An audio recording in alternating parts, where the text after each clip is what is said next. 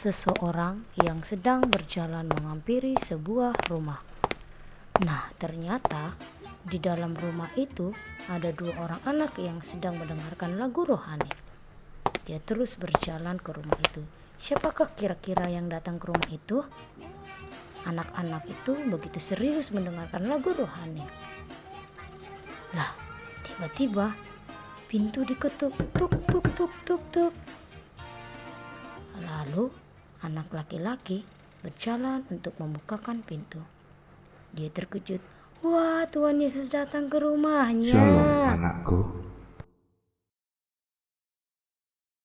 Yesus di dalam rumahku, senang-senanglah, senang-senanglah, senang-senanglah. Yesus di dalam rumahku, senang-senanglah, senang-senanglah.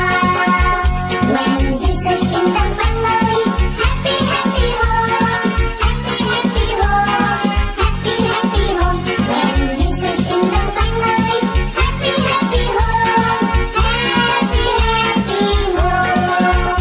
Yesus di dalam rumahku, senang-senanglah, senang-senanglah, senang-senanglah. Yesus di dalam rumahku, senang-senanglah, senang-senanglah. Nah, arti lagu ini adalah bahwasanya seorang anak yang rajin beribadah dan sungguh-sungguh beribadah bersama dengan Tuhan, maka Yesus akan selalu hadir di rumah kita dengan memberikan damai, kasih, dan ketentraman di rumah kita. Mari anak-anak TK selalu membawa damai untuk keluarganya dengan takut akan Tuhan. Oke?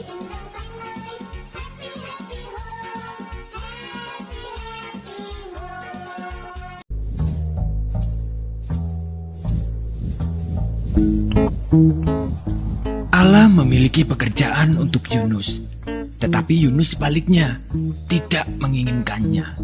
Allah mengutus Yunus untuk pergi ke suatu tempat bernama Niniwe, dan Allah ingin agar Yunus mengatakan bahwa Allah mencintai orang-orang Niniwe. Tetapi Yunus tidak mau melakukannya, karena menurut Yunus orang-orang Niniwe itu jahat dan mereka suka melakukan banyak kejahatan. Allah tahu apa yang dikatakan Yunus itu memang benar. Orang-orang Niniwe telah menjauh dari Allah, tetapi Allah masih sangat mengasihi mereka. Dia ingin memberi mereka permulaan yang baru jika mereka kembali kepada Allah. Ia akan mengampuni dosa mereka yang begitu banyak. Namun Yunus menolak untuk pergi karena pikirnya mereka adalah orang yang jahat yang tidak pantas untuk diampuni. Dalam hatinya, Yunus ingin melarikan diri dari Allah dan pergi sejauh-jauhnya sampai Allah tidak dapat menemukannya. Dengan demikian, ia tidak perlu melakukan apa yang diperintahkan Allah. Itu yang direncanakannya. Tapi tentu saja itu bukan rencana yang baik, sebab merupakan rencana yang konyol karena dia bisa melarikan diri dari Allah, tetapi Allah akan selalu dapat mencari dan menemukannya. Meskipun demikian, Yunus tetap melaksanakan rencananya yang tidak baik. Ia tidak membeli tiket ke Niniwe, tapi ke tujuan lain. Perahu yang dinaiki Yunus berlayar ke arah yang sangat berlawanan dengan Niniwe. Nah, tak lama kemudian angin bertiup kencang. Perahu pun mulai terombang-ambing dan semua orang mulai menjadi pucat pasi. Mereka takut. Yunus duduk tegak di tempat tidurnya. Lihatlah, masalah pertama dengan rencana Yunus yang tidak baik itu, Allah mengirimkan badai besar untuk mengejarnya. Para pelaut berteriak ketakutan saat perahu hendak tenggelam. Mereka mulai membuang segala sesuatu ke laut, koper, makanan, apapun yang bisa mereka temukan. Yunus mulai tersadar bahwa badai itu datang karena kesalahannya. Ia meminta para pelaut untuk melemparkannya ke dalam laut agar badai berhenti. Mendengar itu, para pelaut merasa tidak yakin. Yunus bersikeras bahwa itu satu-satunya cara agar mereka bisa selamat. Tak lama setelah Yunus menghantam air, gelombang laut pun menjadi tenang, angin mereda dan badai berhenti. Saat itu Yunus menganggap semuanya telah berakhir. Dia tahu bahwa dia pasti akan tenggelam. Tetapi Tuhan mengirim seekor ikan besar untuk menyelamatkannya. Ikan tersebut menelan Yunus hidup-hidup dengan sekali telan. Dalam kegelapan yang seperti kuburan itu, dia mencium bau busuk makanan dan merasa rumput laut yang berlendir. Segeralah ia tahu bahwa ia belum mati. Dia berada di dalam perut ikan yang besar. Selama 3 hari penuh Yunus duduk di sana dalam kegelapan. Ia menghabiskan banyak waktu untuk berpikir. Ia mulai menyadari rencananya yang sangat konyol. Dia menyesal karena telah melarikan diri dari Allah. Ia berdoa kepada Allah dan meminta agar Allah mengampuninya.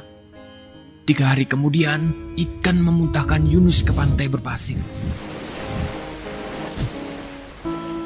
Saat itu, Yunus mendengar suara orang memanggil namanya dan menyuruhnya untuk pergi ke Niniwe. Itu suara Allah. Kali ini, Yunus tidak menolak untuk pergi ke Niniwe untuk mengabarkan berita yang luar biasa kepada orang-orang di sana. Kepada mereka, Yunus mengatakan bahwa Allah tidak pernah berhenti mencintai mereka. Meskipun mereka melarikan diri dari Allah, tetapi asal mereka mau kembali kepada Allah, maka Allah akan mengampuni dosa mereka. Orang-orang Niniwe mulai mendengarkan Yunus dan mereka mengasihi Allah. Mereka belajar melakukan apa yang Tuhan katakan dan berhenti melarikan diri dari Allah seperti yang pernah dilakukan Yunus. Bertahun-tahun kemudian, Allah juga mengirimkan utusan yang lain dengan pesan yang sama luar biasanya. Seperti Yunus, ia akan menghabiskan 3 hari dalam kegelapan total. Tapi utusan ini akan disebut firman Allah karena ia sendiri akan menjadi berita Allah, yakni berita Allah yang diterjemahkan ke dalam bahasa kita sendiri. Pribadi yang satu ini adalah semua yang Allah ingin katakan kepada semua orang di dunia. Maka anugerah Tuhan kita Yesus Kristus, kasih sayang Allah Bapa, persekutuan di dalam Roh-Nya yang kudus, mulai memberkati anak